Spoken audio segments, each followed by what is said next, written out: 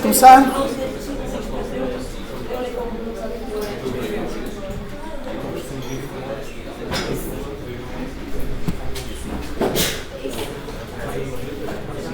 Ora bem, bem-vindos a mais um dia de verão.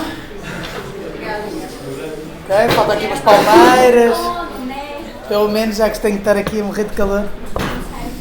Pronto, na aula de hoje, se vocês se lembram da aula anterior, e como é que vocês podiam esquecer, tivemos a falar de variáveis, etc.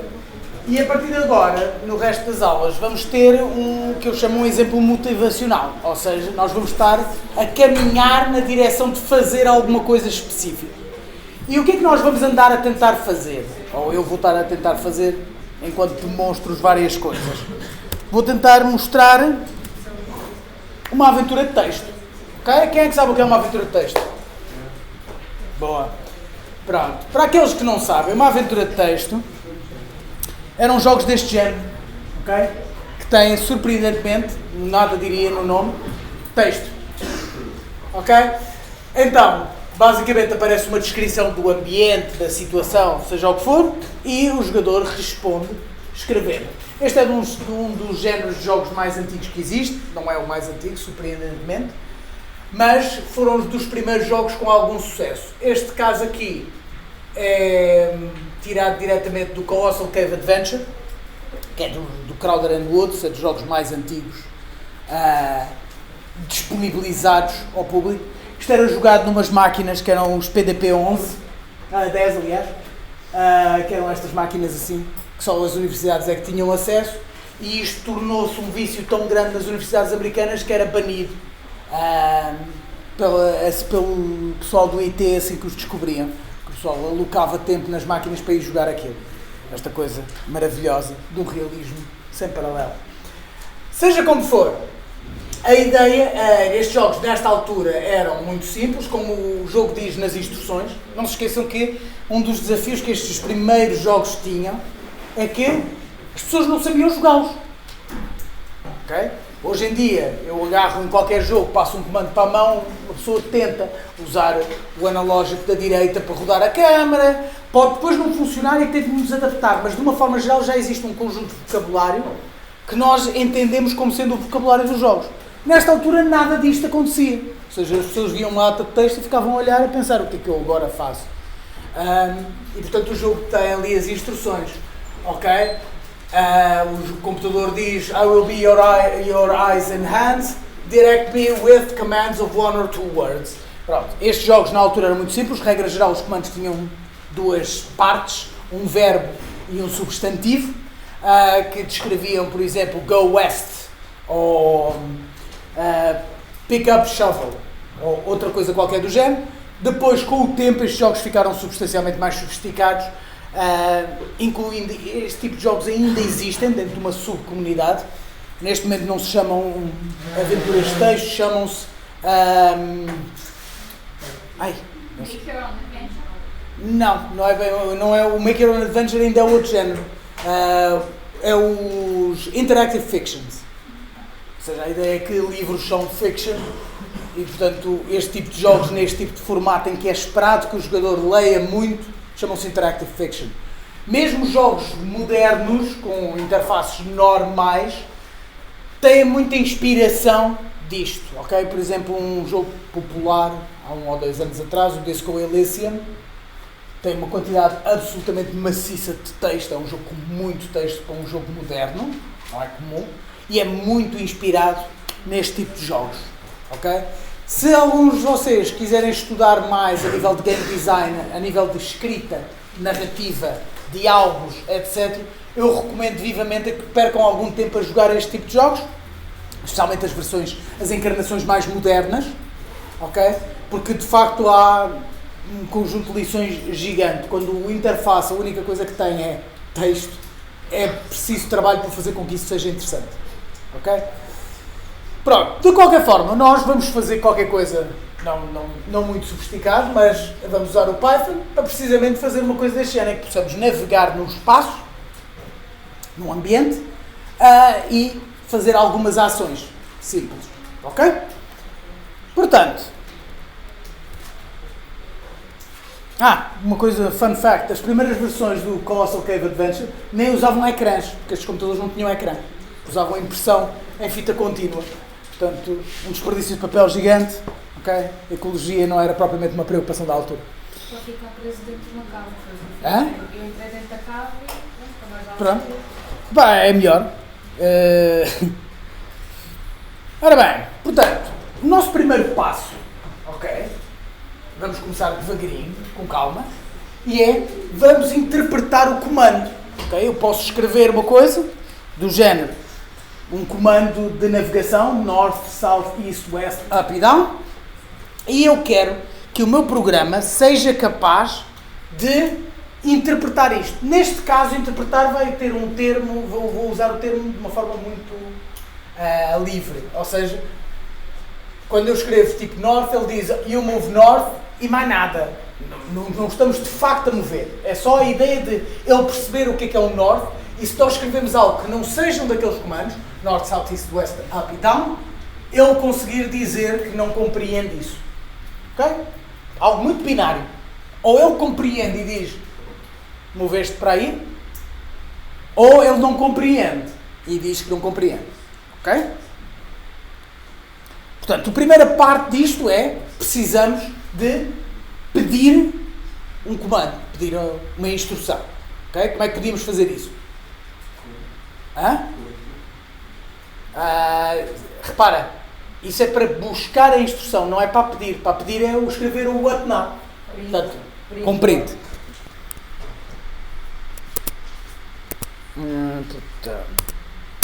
Vamos começar. Eu estou a usar o Visual Studio Code para isto. Vocês conseguem ler? Pronto, print. E vamos escrever what now. Ok? Agora, como o vosso colega disse, agora nós precisamos de buscar o que a pessoa escreveu. Portanto, usamos o input. A professora Ana chegou a cobrir tudo sobre o input, certo? Pronto. Portanto, vamos escrever command igual a input. Para aqueles,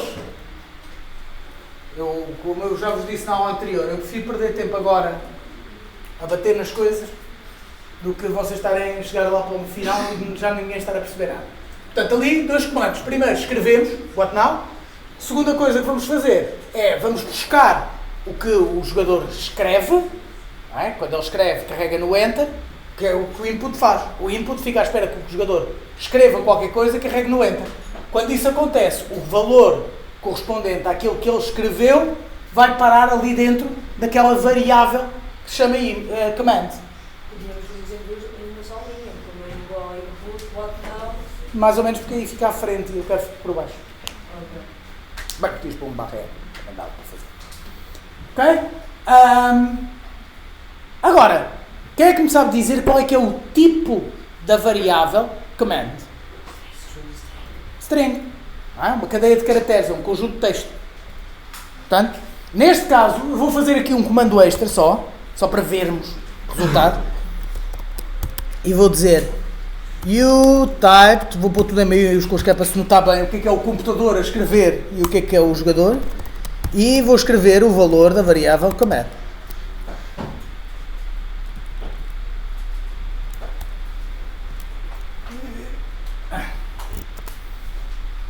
Ok?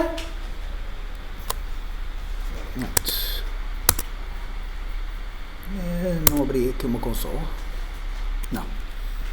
Eu tenho aqui isto no ficheiro adventure.py. Vou abrir aqui uma consola.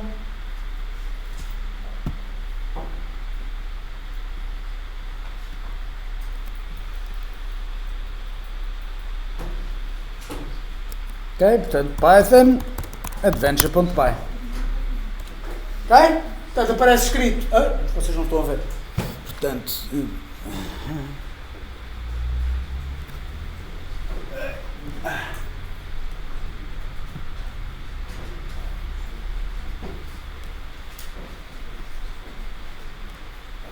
Portanto, corri o programa que acabei de fazer.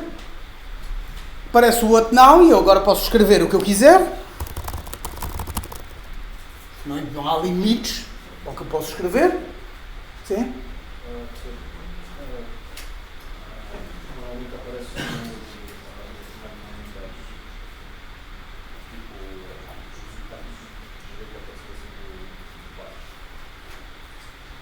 Como assim? Desculpa, não estou a perceber.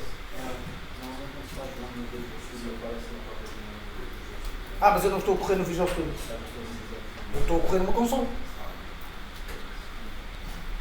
Ok? Portanto, se eu carregar agora no Enter, aparece aquela outra coisa. E o typed, igual, foi o que eu escrevi, e exatamente verbatim aquilo que eu tinha escrito. Ok? Até aqui, so far so good? Espetáculo.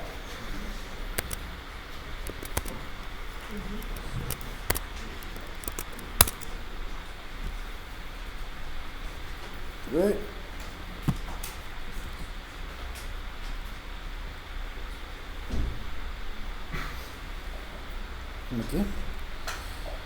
Ok. Agora, o que eu preciso é de uma maneira, não é? Vocês lembram-se quando nós falámos que programação era como uma receita? E que, por exemplo, havia uma parte na receita, lembram-se de eu ter falado, que a batedeira abre a gaveta da direita, tira a batedeira, caso não esteja na da direita, ok? A ideia de uma condição. A ideia de eu poder seguir um caminho num caso e outro caminho noutro. Ok? Isto é um conceito claro. Eu posso tomar opções. Da mesma forma como eu, ser humano, posso tomar opções, eu posso dizer ao meu programa para fazer escolhas. Porque um programa que não fizesse escolhas não era particularmente útil, não é? Tinha sempre de fazer a mesma coisa todas as vezes que era executado. Não podia fazer coisas diferentes. Ok? Portanto, aqui entra a ideia de expressões condicionais. Código condicional. E a coisa mais simples do código condicional que existe em Python e na maior parte das linguagens de programação é o if. Ok? E o if tem aquela forma. Ok? Temos if, uma expressão booleana. Quem é que me consegue relembrar o que era uma expressão booleana? True ou false? É algo que retorna true ou false. Não é? Portanto, podem ser normalmente são expressões de comparações. Não é? E a seguir, portanto, fazemos if, uma expressão booleana qualquer, 2 pontos e um bloco de instruções. Ok? O que é que vai acontecer neste caso? Vai acontecer que, se aquela expressão, quando for avaliada, se tiver o valor verdadeiro, o bloco de instruções vai ser executado. Caso contrário, vai ser ignorado. Okay? Coisas importantes. Aquele espaço é importante, lembram-se que nós temos falado sobre isso? A indentação. Okay? Para eu poder definir o que é um bloco, eu tenho que pôr ali aqueles espaços. Porque não precisa ser só uma instrução, pode ser várias, aliás, normalmente são várias. Ali, aquele 2 pontos também é importante, porque indica ao Python que vamos começar um bloco. Ok? Portanto, se eu chegar ao meu programa,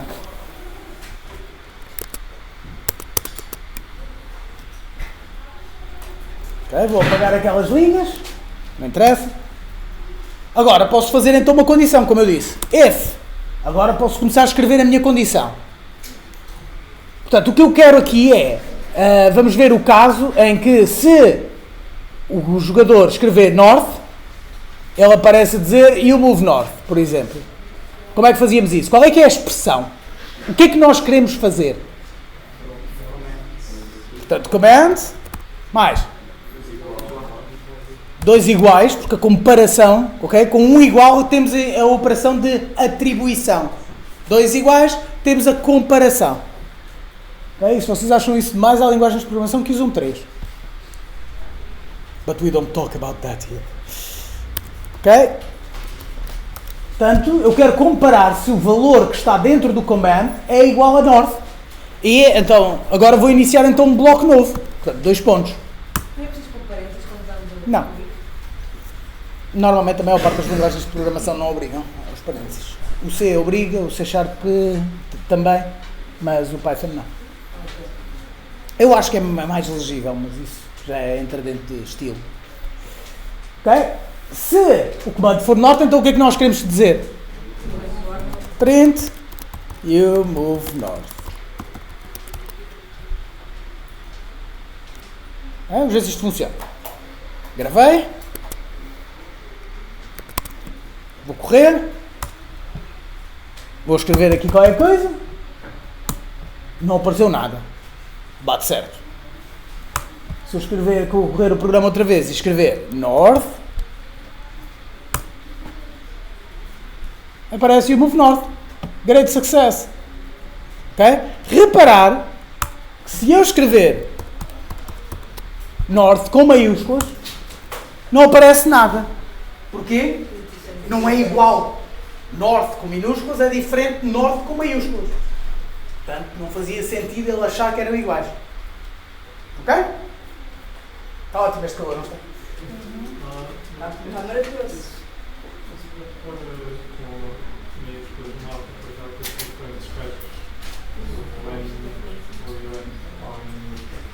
Gosto da tua maneira de pensar, mas não funciona neste caso. Mas, é assim, mais ou menos.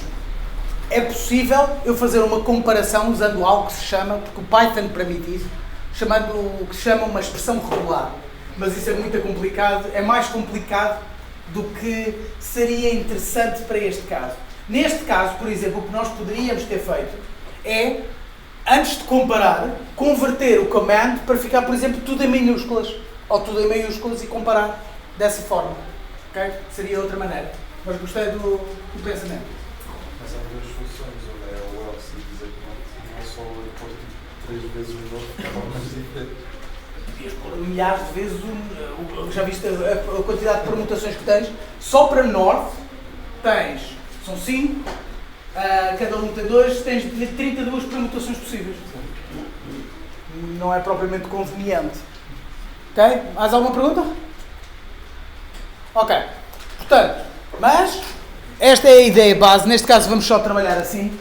Nós depois, quando falarmos de strings, vamos ver operações que se podem usar para fazer esse tipo de coisas, converter tudo para maiúsculos, para minúsculos, etc.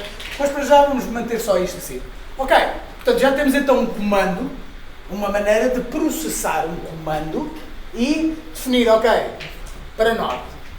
Ok, agora, mas nós queremos ver mais direções. É melhor ir seguindo os slides, porque senão daqui a bocadinho já avancei para aí 7 ou 8 slides.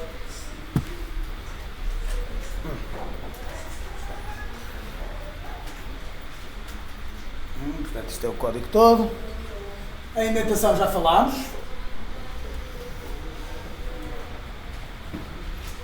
Pronto. Uma coisa importante sobre a indentação que eu não referi da outra vez.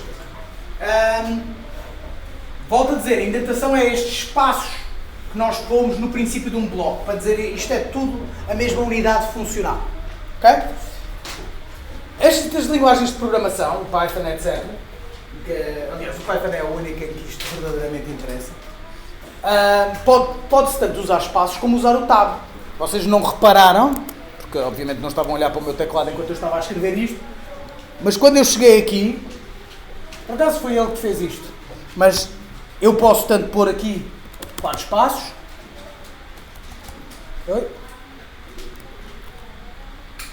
como, por exemplo, carregar aqui no tab.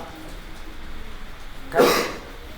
Agora, uma coisa que vocês têm que estar conscientes, ou melhor, dá jeito que estejam conscientes, é que, sob o ponto de vista puramente teórico, o tab é uma coisa diferente dos espaços. Okay? O tab é um caractere que, por acaso, neste caso, anda para a frente o equivalente a 4 espaços. Mas é um caractere. Ok? Isto poderia criar uma série de problemas.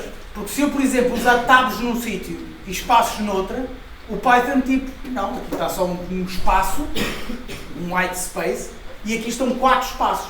E ele dar erro, apesar de visualmente parecer exatamente a mesma coisa. A parte boa é que a maior parte dos sistemas de texto, dos editores de textos, particularmente estes que são mais ligados à programação, tipo o Visual Studio Code ou o Notepad++, tratam as duas coisas da mesma maneira, precisamente para evitar este tipo de problemas. Ou seja, quando eu carrego no tab, o que acontece é que ele põe 4 espaços, em vez de pôr um caractere de espaço. E é por isso, por exemplo, quando eu carreguei aqui, pus 4 espaços aqui, 1, 2, 3, 4 espaços. Quando eu apago, ele apagou logo os 4. Ou seja, ele está aqui um bocadinho a corrigir a minha burrice. E isso é uma coisa boa. Ok? Mas, portanto, estejam conscientes que isto pode ser um problema real. Okay? Os tabs e os espaços. A princípio, vocês não devem ter este problema. Mas, se virem, por exemplo, que a indentação parece estar toda bem e ele está a dar erro, verifiquem se isto não acontece. Apaguem e ponham espaços. Pronto. Eu prefiro espaços. Ou seja, mesmo nas opções.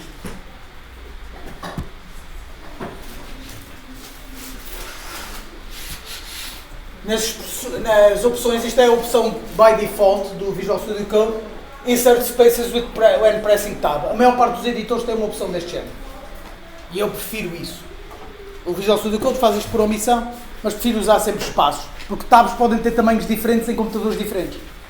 Ou seja, o que parece estar tudo alinhado e eu vou para outro computador e de repente está tudo, cada um para o seu lado. Então eu prefiro espaços. Ok. E sim, o programador é o único tipo de criatura que se preocupa imenso e é capaz de falar horas sobre como tabs e como espaços são tão superiores a tabs. Há guerras religiosas por isto. Ok. Notar que esta indentação é o que me permite este tipo de coisas, ou seja, ter uma condição em que tenho múltiplas instruções por baixo. Ok? Portanto, neste caso, se aquela condition fosse true, instrução 1 e instrução 2 eram ambas executadas, não era só uma delas. Ok? Não é o que está imediatamente abaixo, é tudo o que estiver dentro daquele bloco indentado. Ou seja, no nosso exemplo, se eu pusesse aqui uma segunda instrução, é muito difícil programar assim.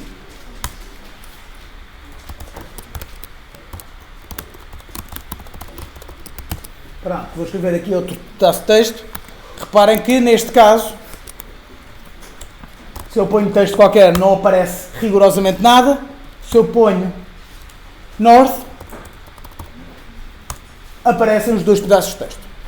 Ok?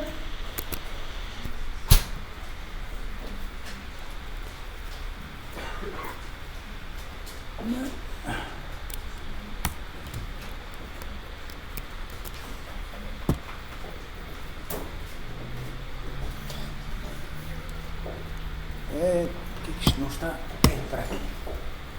Pronto. E, obviamente, se tivéssemos erros na indentação, mais indentação ou não sei o quê, ele dava um erro. Aqui, neste caso, ele está-se a queixar que há uma indentação a mais, unexpected indent. Neste caso, está a dizer que tem uma indentação a menos, unindent. Ok?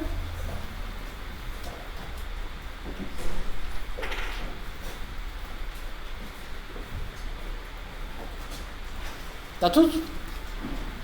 Pois, continuando a saga da indentação. E sim, eu estou a perder demasiado tempo com a indentação, mas eu quero que isto entre na cabeça. Por exemplo, neste caso, nós temos então a condição, temos o bloco de código, que é executado, instrução 1 e instrução 2, e depois temos aqui uma instrução que está fora do bloco. E obviamente essa instrução é sempre executada dentro do resultado da condição, porque é depois da condição. Ou seja, ele chega ali à condição, se ela tiver o valor true, vai escrever instrução 1 e instrução 2, depois ele sai da condição, daquele bloco e continua a executar. E vai executar a instrução 3. Caso contrário, se a condição for false, ele só vai escrever a instrução 3. Ok? Isto é claro?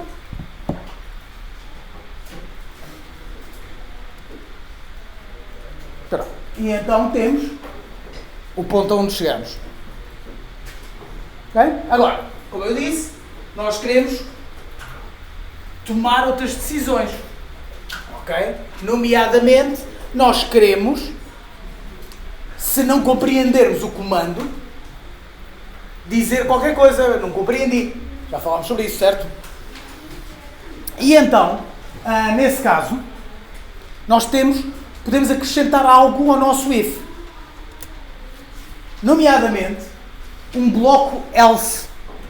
Portanto, se if, aquela expressão booleana, for true, ele vai correr aquele primeiro bloco de instruções. Caso contrário, se tivermos um bloco else, ele vai correr o bloco alternativo. Ok? Portanto, neste caso, nós queremos que, se o comando for north, nós escrevemos print e move north. Caso contrário, portanto, o else, 2 pontos, vamos começar um bloco novo. Eu vou escrever I don't understand. E agora, como é que eu escrevia o comando? Vírgula, comas. Não? Fora dos parênteses. Fora dos parênteses? Das Das aspas? Então, e o que é que eu faço? Escrevo. Mais command. Assim? Ah, não, espera, que ficou ali. Isto foi erro. Ok? Assim? Exatamente. Ou seja, temos uma string e eu estou a somar outra string. Faço uma concatenação. Okay? Nós acabamos de falar sobre strings interpoladas, que ainda é uma maneira mais fácil ainda de fazer isto, ou mais legível. O dot fora, não é? Sem sharp. Mas acho que este também É strings interpolado. É o nome. Portanto, se eu correr agora a minha aplicação. Gravei? Gravei, sim senhora. Se eu escrever jump. I don't understand jump. Também funciona. Ok? Perceberam aqui o que fizemos?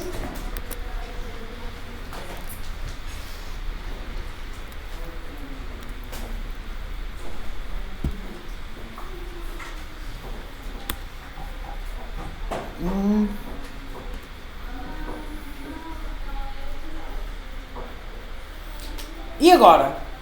Mas nós sabemos que não queremos só o north e o não compreendo.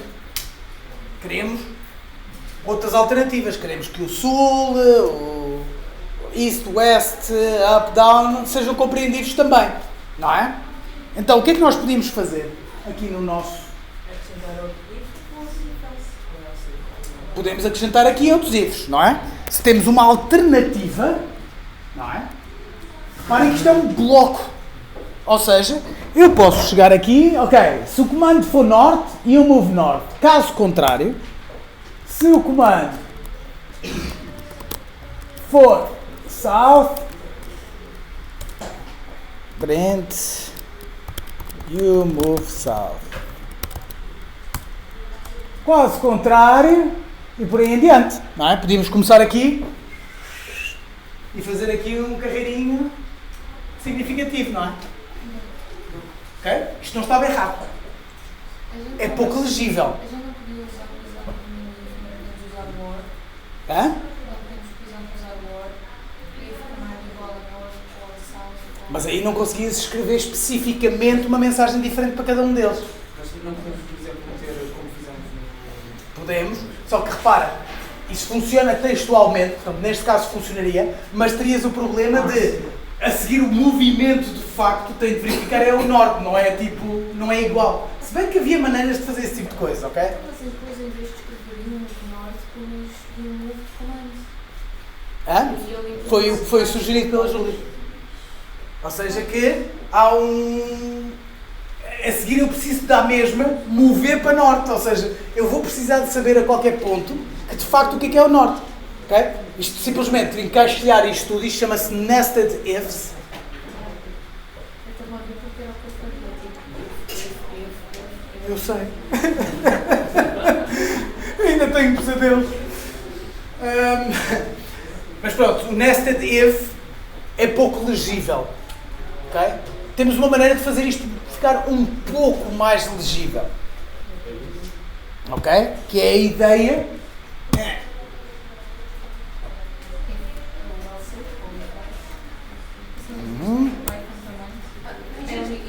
Elif. Ou seja, é tipo um else condicional. Ou seja, se uma certa expressão booleana, este é o bloco de instruções. Caso contrário, else if. Ou seja, se a primeira for falsa e a segunda for verdade, ele entra no segundo bloco de instruções. E por aí em diante. Okay? Fica um pouco mais legível. Continua a não ser top notch, havia maneiras melhores de programar isso, mas se vocês já programassem assim, já ficava feliz. E não tinha pesadelos e não chorava à noite com uma garrafa de vodka. Mas seja como for, aqui a ideia é premiar a legibilidade. Ou seja, não tem nada de diferente. Sob o ponto de vista interno, de como é que isto funciona lá dentro, zero diferença. Não tem melhor performance, não. Agora, é muito mais fácil de ler. Portanto, neste caso, em vez disto, posso trocar isto por... Não.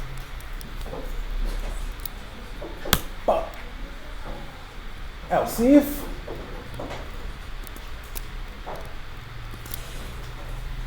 Okay. E, por exemplo, agora aqui posso pôr mais. Vou-vos dizer que é muito complicado programar assim. E só tem a opção de colocar os ecrãs, ou seja, o Word na tablet e depois no computador? Sim, mas eu preciso depois daqui das notas que tenho aqui e começa a dar raia com o OBS.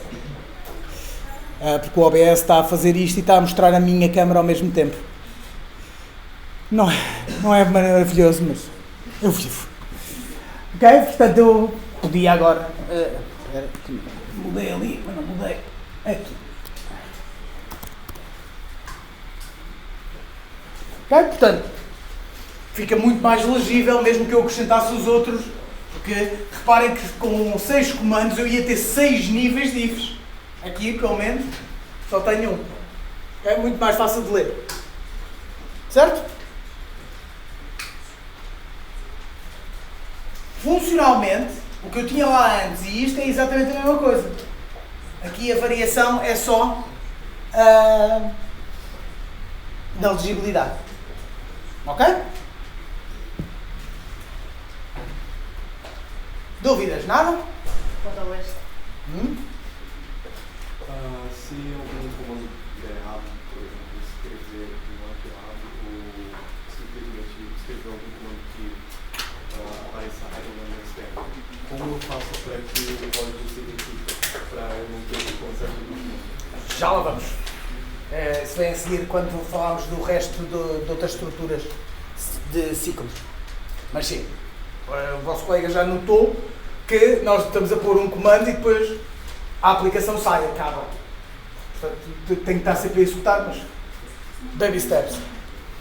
Ok?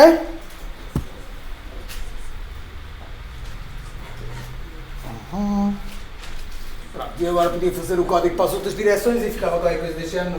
Não vou perder tempo aqui a fazer tudo o resto que é exatamente igual.